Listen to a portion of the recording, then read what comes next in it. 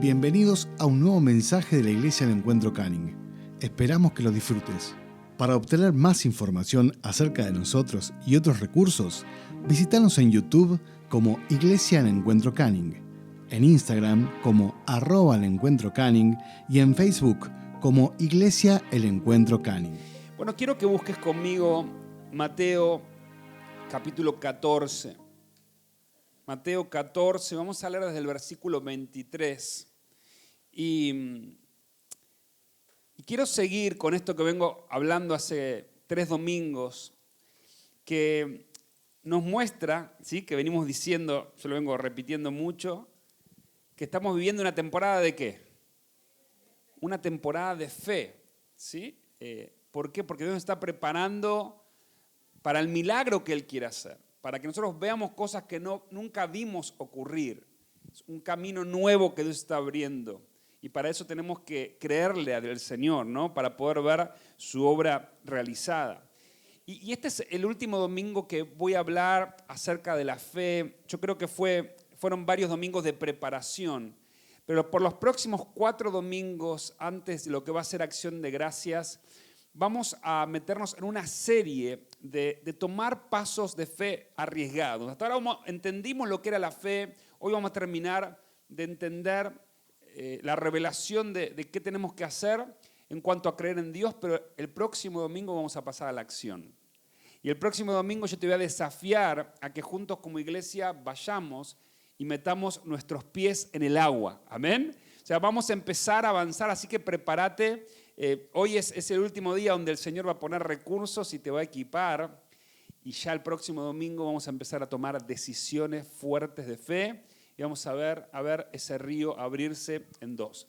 Vamos a leer entonces el versículo 23 de Mateo en adelante, que dice así, dice, después de despedir a la gente, subió a la montaña a orar a solas. Y al anochecer estaba allí él solo, y la barca ya estaba bastante lejos de la tierra, zarandeada por las olas, porque el viento le era contrario. Y en la madrugada Jesús se acercó a ellos caminando sobre el lago. Y cuando los discípulos lo vieron caminando sobre el agua, quedaron aterrados. Es un fantasma, gritaron de miedo.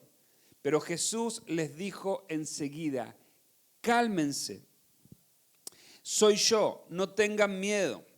Señor, si eres tú, respondió Pedro, manda que vaya a ti sobre el agua. Ven, dijo Jesús. Pedro bajó de la barca y caminó sobre el agua en dirección de Jesús. Pero al sentir el viento fuerte tuvo miedo y comenzó a hundirse. Entonces gritó, Señor, sálvame. Enseguida Jesús le tendió la mano y sujetándole lo reprendió. Hombre de poca fe, ¿por qué? ¿Qué dice? Dudaste. Cuando subieron a la barca se calmó el viento y los que estaban en la barca lo adoraron diciendo, verdaderamente tú eres el Hijo de Dios. Quiero hablarte en esta mañana acerca de la duda, que es ese obstáculo que tenemos que correr de lado si realmente queremos ver a Dios desplegar su poder y abrir ese mar delante de nosotros para heredar todo lo que Él prometió que íbamos a heredar. Ahora, la duda, lo que es en esencia, es cuando yo considero otro desenlace, ¿sí?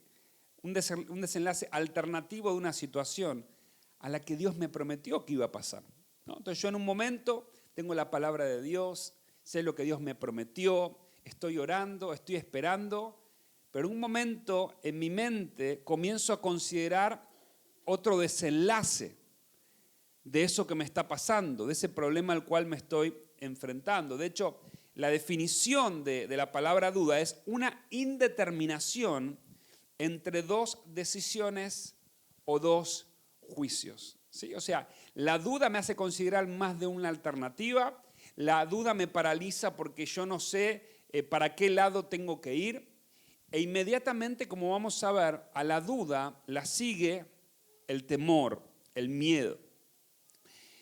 Es la pregunta que se dispara en nuestra mente de ¿qué pasaría si? ¿No? Entonces Dios te promete, vos decís amén, pero vas volviendo en tu casa en el auto y decís, pero ¿qué pasaría si pasa esto? ¿Y si pasa lo otro? ¿Y si pasa esto? ¿Y si Dios no cumple? ¿Y si por ahí escuché mal a Dios? Entonces la duda comienza a ganar espacio en mi corazón, ¿no? Es dudar de que Dios puede hacer lo que Él prometió que iba a hacer. Eso es dudar de Él, dudar de Dios. Ahora, si analizamos esto que acabamos de leer, vemos que en el versículo 28 Jesús se aparece, están todos aterrados, pero Pedro siempre, ya sea para meter la pata o para hacer las cosas bien, es un tipo diferente. A ver, ¿sí o no? Es un tipo distinto, ¿no? Entonces, me encantan los Pedros, atolondrados, que se tragan todo, que confrontan, pero por lo menos lo intentan. ¿Y cuántos saben que a Dios le gusta la gente así? A Dios no le gusta la gente pasiva, la gente que no decide nada. A Dios le gusta la gente que arriesga, la gente que se juega. Y por eso Pedro era uno de los favoritos de Jesús, ¿no? ¿Y qué le dice Pedro? Si eres realmente tú, Jesús, manda que yo camine sobre las aguas. Yo imagino a todos los discípulos así muertos de miedo, mirándolo, ¿no? Pero Pedro era distinto. ¿Por qué? Porque Pedro no solamente admiraba, Pedro quería imitar. Pedro decía, si vos lo hacés, lo quiero hacer yo. No me la quiero perder, ¿no? Entonces yo, la verdad es que quiero levantar esto de Pedro, de esta fe osada. O sea, Pedro no es alguien que solamente contempla, sino que Pedro es alguien que imita. Y nosotros tenemos que ser adoradores de Jesús, sí. Tenemos que contemplar su gloria, sí. Tenemos que adorarlo, sí. Pero también tenemos que imitarlos porque hay promesas para nuestra vida. Entonces, como iglesia no solamente podemos contemplar a Jesús y decir, yo soy cristiano, creo en Jesús, sino la Biblia dice, el que cree en Él debe andar como Él anduvo. Y ese es nuestro estándar. Eso es lo que Dios nos llama a hacer. Al versículo 29, Pedro comienza a caminar en el agua. O sea, el milagro comienza a ocurrir. El milagro está ocurriendo debajo de los pies de Pedro. Y yo quiero aprovechar para decirte esto. Cada vez que Dios hace un milagro en nuestra vida, en un área, puede ser el área económica, el área de la salud con una enfermedad, hace un milagro con nuestros hijos, no son milagros, yo diría, aislados. Sino lo que Dios quiere hacer es decirnos, no tenés más permiso para dudar de que yo puedo hacer esto en esta área de tu vida. Yo estoy convencido de que cuando Dios hace un milagro en mi vida, no solamente está haciendo algo en mi favor, sino que me está diciendo, hijo, yo te doy autoridad en este área de tu vida. Para que cuando vuelva otra vez la circunstancia a golpear el problema, vos no vuelvas a dudar, sino que vos entiendas que yo ya te he dado eso por herencia. Si entendiéramos eso, que cada vez que Dios obra a nuestro favor, no es solamente para arreglarnos las cosas en ese momento, sino es para decirle, hijo, yo quiero levantarte, hija, yo quiero levantarte para que vos vivas ahora en un nuevo nivel de fe. Entonces, cada vez que nos encontramos con una crisis, cada vez que nos encontramos con un imposible, con un problema, es una oportunidad para que Dios sobre. Y cuando Dios sobra y vos lo mirás, lo que está diciendo el Señor es, ahora te voy a levantar para que vos vivas en una nueva altura de fe y la próxima vez enfrentes esos problemas de forma distinta, ¿sí? Ahora, el milagro tiene por objetivo, cuando Dios sobra en tu vida, cuando responde una oración, tiene por objetivo revelarte a Jesús. Yo no quiero que vos te olvides de esto que estoy diciendo. Es una enseñanza espiritual para el resto de tu vida. Cada vez que orás y Dios contesta, cada vez que vos ves un milagro, lo más importante no es el milagro, lo más importante es el Dios detrás del milagro. Entonces, ¿qué te está revelando Jesús de su persona, de quién Él es? Si vos solamente te quedás así, frente al milagro, vas a volver otra vez a cero y cuando te encuentres otra vez con el problema, vas a dudar de vuelta. Y por eso vos encontrás tantas personas que se viven pinchando. gente que tenés todo el tiempo que estar inflándola para que venga un domingo a la iglesia. Y es como un ciclo, ¿no? Van arriba, después bajan, después van arriba, después bajan. ¿Por qué? Porque no hay nada construido y Dios quiere construir una historia con vos. Él no quiere que vuelvas a cero todo el tiempo, no quiere que vuelvas a pasar exactamente por lo mismo. Nosotros a veces somos masoquistas, ¿no? Es como que volvemos y estamos siempre en el mismo problema, siempre en la misma decisión, siempre en la misma duda. ¿Y cuántos saben que los que dudan no pueden agradar a Dios? Dios te ama, eso nunca va a cambiar. El amor de Dios es eterno por vos. Dios te amó antes de que vos lo conocieras. Pero una cosa es que Dios te ame y otra cosa que vos le agrades a Dios.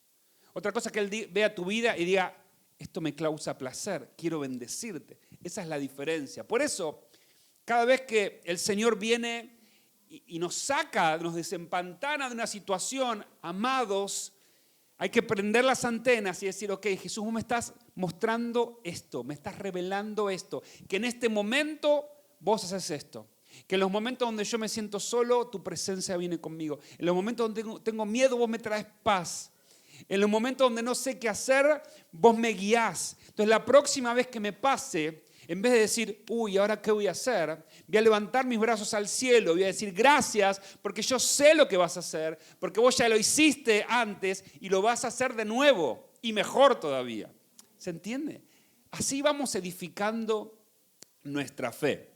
Ahora, lo importante es que cuando Pedro comienza a caminar, él ya está caminando en el milagro. A mí siempre me llamó la atención de esto.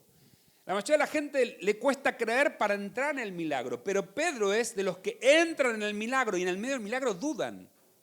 Ahora, ¿qué es más difícil?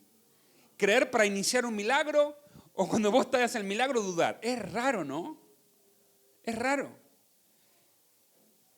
Y nos damos cuenta del poder de influencia que puede tener el enemigo para venir a arruinar lo que estamos viviendo con Dios. El enemigo quiere arruinarte. El enemigo quiere destruir tu vida espiritual. Entonces, en el medio de tu proceso, él va a querer venir a amargarte.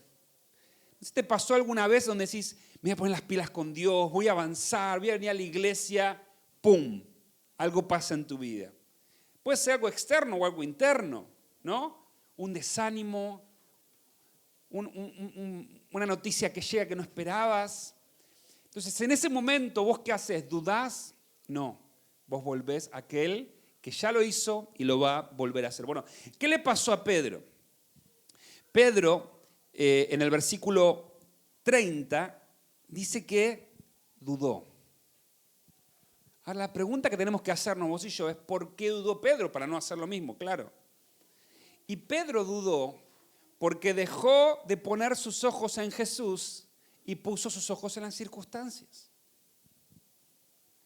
O sea, dice que él venía caminando. Imagínate, está por encima de las leyes de la gravedad, caminando como Jesús. Y en ese momento dice que empieza a sentir el viento fuerte. Yo imagino a Pedro mirando para los costados, en el medio de toda la tormenta, y como que su mente le empieza a jugar una mala pasada. No, esto no puede pasar. Esto no puede pasar, yo estoy acá, arriba del agua, la gente se hunde en el agua, hay una tormenta tremenda, siento el viento que me mueve para un lado para otro, me voy a hundir, me voy a hundir, me voy a hundir, ¿qué pasa? Te vas a acordar una historia una vez que me contaron de un trapecista, en realidad esos trapecistas que van, que vieron que cruzan los circos con como una bicicleta, que es un monociclo, ¿se llama? Sí, Poli, un monociclo que van de un lado para el otro en la cuerda, ¿no? Y un tipo que tenía unos 30 años de experiencia y nunca jamás había tenido un accidente. El tipo lo que hacía era mirar para adelante, ¿no? Y cruzaba para adelante, para atrás, para adelante, y toda la gente aplaudiendo. Nunca, jamás, ni siquiera esto. Hasta que llegó un día que empezó a pensar, ¿y si me caigo? Después de 30 años, ¿y si me caigo? Entonces, ¿qué hizo? Ese día se levantó, fue a hacer el número, miró para abajo, y adivinen qué pasó. ¿Por qué pasa eso? Por poner nuestra vista en donde no tenemos que ponerla. Los discípulos en la tormenta estaban desesperados despertándolo a Jesús porque tenían más enfoque o estaban más enfocados en la tormenta que en el Señor de la tormenta. Entonces siempre tenés que poner tus ojos en aquel que tiene toda la autoridad. Ahora, fíjense esto, ¿no? La duda lo que hace en nuestra vida es sacarnos nuestra vista y nuestra confianza en el Dios Todopoderoso y pasárnoslas, ¿a dónde? A las circunstancias o a los problemas. Yo digo que la duda es como un tironeo del corazón. Como que uno está enfocado en una sola cosa y cree que Dios lo va a hacer. Pero después, ¿qué pasa? Es como que viene la duda y te mueve de ese lugar de seguridad. Ahora, el hermano de la duda es el temor. Y esto lo podemos ver. O sea, cuando vos dudás, lo que haces inmediatamente es darle lugar a tu corazón al temor. Fíjate que siempre pasa eso. La duda viene siempre asociada al temor. Entonces vos dudás de algo, te corres de Jesús y tu corazón comienza a tener miedo. Y esas especulaciones que vos hacías empiezan a multiplicar. Porque ya no está el escenario 1. Está el 1, 2, 1B, 1C, 1C, 4, ¿no? De todas las posibilidades, de todo lo que te puede pasar si Jesús no obra. Ahora, ¿qué pasa? El temor es tremendamente... A ver, la duda es algo que nosotros hacemos, ¿no? Pero el temor es una puerta abierta al reino de las tinieblas, directa.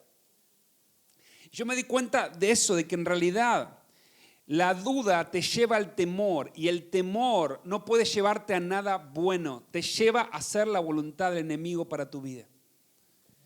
¿Ustedes se acuerdan esa parábola de los talentos donde el que se quedó con un talento dijo, Señor, tuve miedo y por eso escondí esto, no sé a qué, vos vengas y me castigues? El temor te va a llevar a tomar las peores decisiones de tu vida siempre. El temor te va a alejar de la voluntad de Dios para tu vida. Si vos sos esclavo del temor, no vas a poder permanecer al lado de Jesús.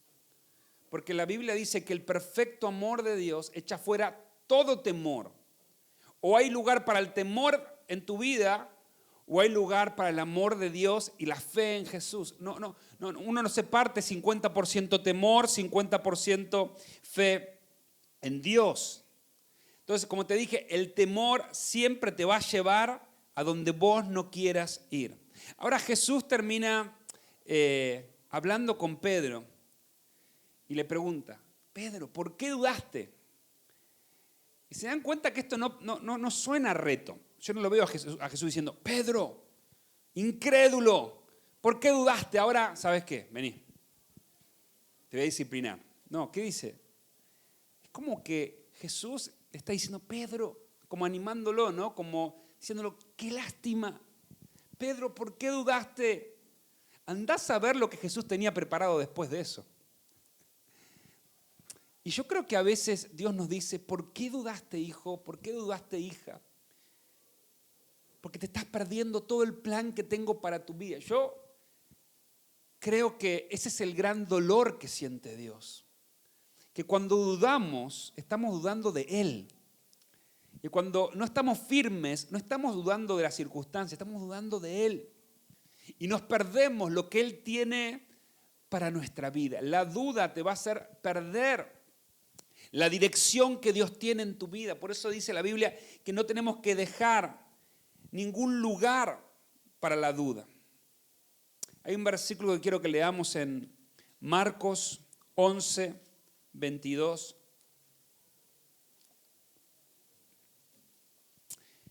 Al 24. Es una enseñanza respecto de la fe y de la duda. Y yo sé que esto te va a parecer exagerado, pero quiero recordarte que lo dijo Jesús. Y Jesús no es mentiroso.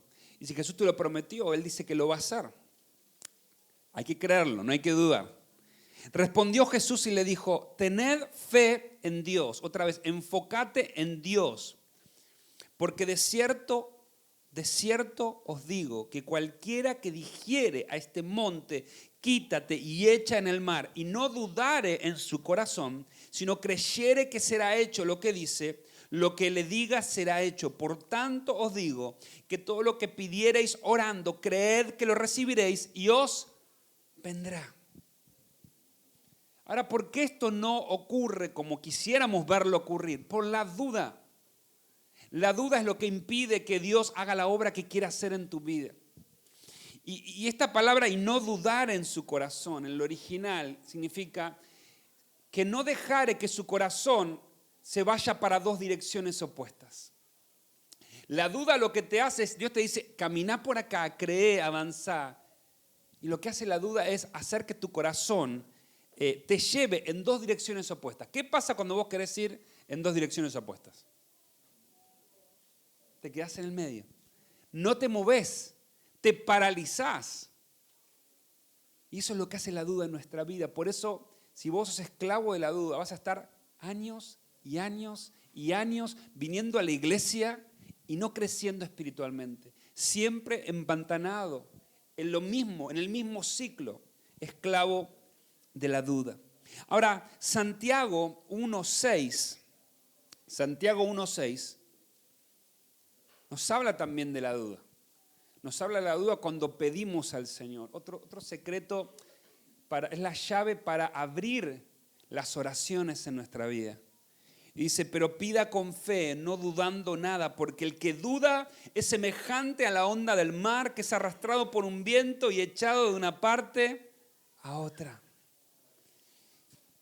Ayer estaba en Muba y usé esta figura del barrilete espiritual, ¿no?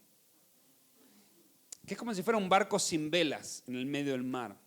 Muchas veces nuestra vida es eso. Vamos de un lado para el otro. En la iglesia, ¿no? Uno lo ve de un lado para el otro. No estamos anclados en Jesús para que Él nos lleve a donde Él quiera. Dios no te salvó para ser un barrilete espiritual. Dios no te salvó para que vos seas un barco a la deriva. ¿Y cuántos entienden que uno puede ser cristiano y estar a la deriva? Estar completamente a la deriva. Pero el Señor te dice, quiero que hagas un costado de la fe, quiero que te ancles en mí y comiences a avanzar por fe, firme, adelante, lo que yo voy a hacer. Claro, vas a tener que sacarte de encima la duda y vas a tener que sacarte de encima el miedo. Quiero preguntarte esto. ¿Cuán bien alimentada tenés a la duda en tu vida? Porque vos sabés que si vos no alimentás, es como un perro que si vos no le das de comer, se va a poner flaquito, flaquito y bueno. Vivimos muchas veces alimentando a la duda en nuestra vida. Y cuando alimentamos a la duda, comienza a ganar influencia en nuestra vida y la duda te va a llevar al temor. Dice Romanos 13:14, te lo quiero leer, dice, si no, vení Ari, no sé dónde estás, si no, vestíos del Señor Jesucristo y no proveáis para los deseos de la carne. Yo te quiero decir esto con todo mi amor y toda mi pasión. Vos sos el que define tu destino espiritual. El barrilete espiritual es el que dice, no, igual Dios me va a llevar a donde Él quiera y yo soy libre. Y no importa lo que yo haga, igual Dios me va a llevar al buen destino. Eso es tan contrario a lo que nos enseña la palabra de Dios. Dios puso en nosotros una voluntad para elegirlo a Él y tomar las mejores decisiones. Y todos los días estamos tomando decisiones por Dios. No hacer nada es una decisión. Dejarte llevar por el viento es una decisión. Dormirte, la modorra espiritual, es una decisión. Ser inconstante es una decisión. No puedes decir, no, pero tengo este problema, tengo el otro, tengo este, tengo... Yo ya he escuchado, podría escribir un libro de excusas. Y un buen capítulo de las mías, quiero decirte. Mis excusas podrían llenar una buena parte de ese libro. Algo que descubrí es que Dios no puede hacer nada con mis excusas. Dios no tiene poder sobre mis excusas. Él no puede saltar por arriba de mis excusas. Jesús no murió por mis excusas. Jesús murió por mis pecados. Así que si yo quiero tener el beneficio de la muerte en la cruz, ¿qué tengo que hacer? Dejar de dar excusas, arrepentirme y pedirle a Dios que me ayude a cambiar. Pero estamos tan anclados en las excusas que Dios dice, bueno, llámame cuando dejes de dar excusas. No, pero no sabes lo que pasó en mi casa y no me paró el colectivo y me pasó esto. Sí. Jesús te dice, yo te entiendo. Te entiendo. Llámame cuando dejes de dar excusas. Es muy en lo profundo de nuestro corazón. Ojo, yo me estoy predicando a mí también esta mañana. Muy en lo profundo de nuestro corazón tenemos que renunciar también a eso, a anclarnos en Jesús y empezar a tomar decisiones por Dios en serio. Porque los que dudan no heredan el reino de los cielos. Los que dudan no heredan lo que Dios tiene para nosotros. Esta iglesia es una iglesia que duda. Yo quiero que mires este lugar y que te encariñes. Porque no vamos a salir de este lugar. Pero ¿cuántos saben que lo vamos a hacer? Porque no somos gente que duda. Somos gente que le cree radicalmente a Dios. Y eso es lo que va a ocurrir. Ahora quiero terminar con esto. Hay una perla, como dice José. ¿Dónde está José? Quiero mostrar una perla, dice José. Una perlita. En el versículo 32. Dice que Jesús vuelve a la barca. Dice, cuando subieron a la barca, ¿qué pasó?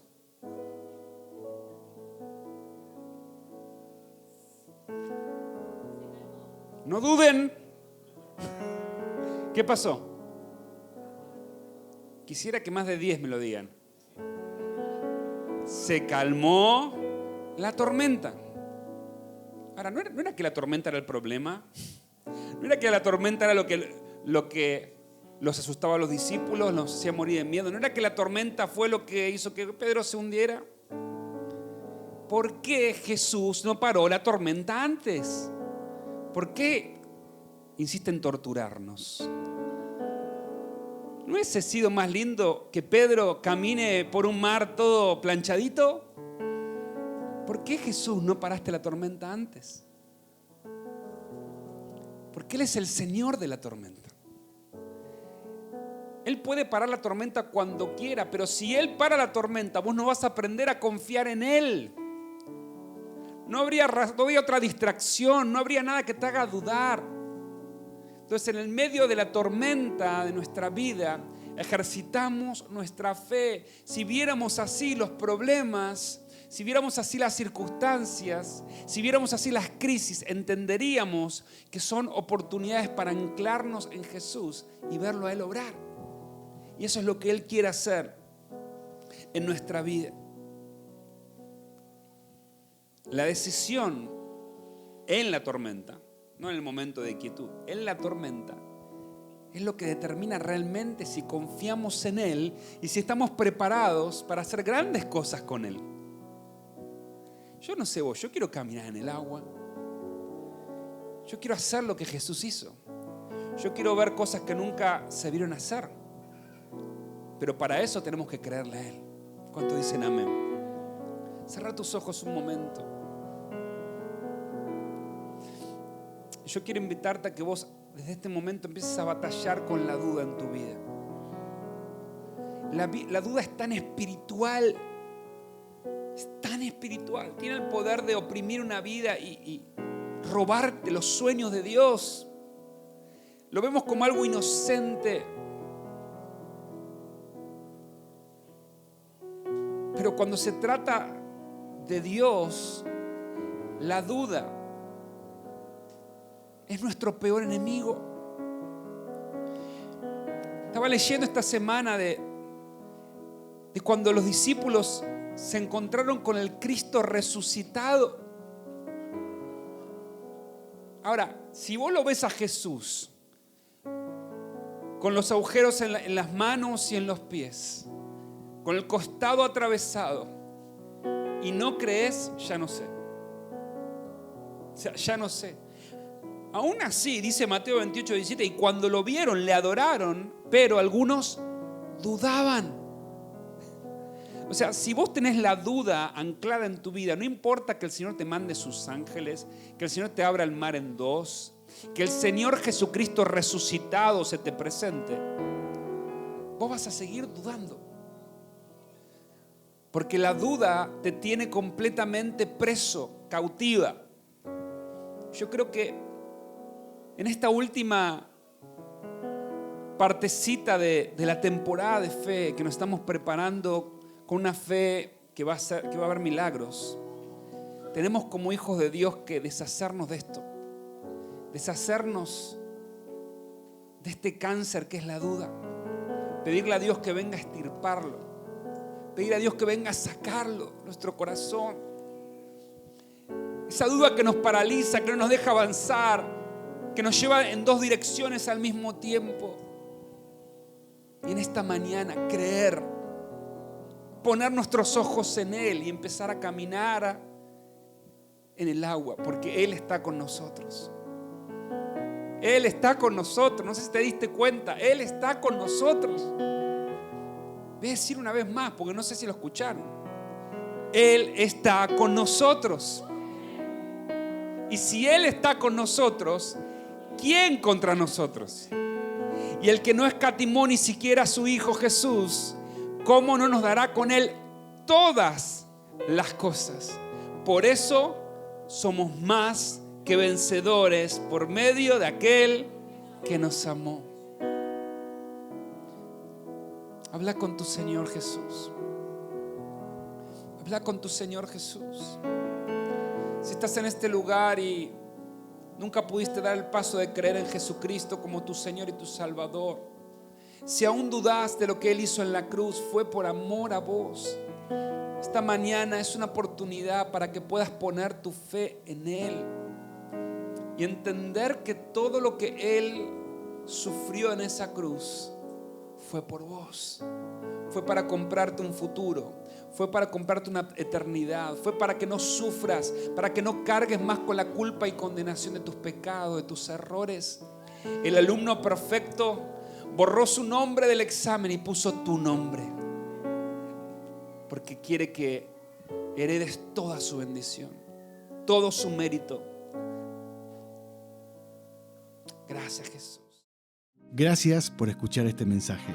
Esperamos que haya sido de bendición para tu vida. Para conocer más a Jesús y acceder a otros recursos, visítanos en YouTube como Iglesia El Encuentro Canning, en Instagram como @El Encuentro Canning y en Facebook como Iglesia El Encuentro Canning.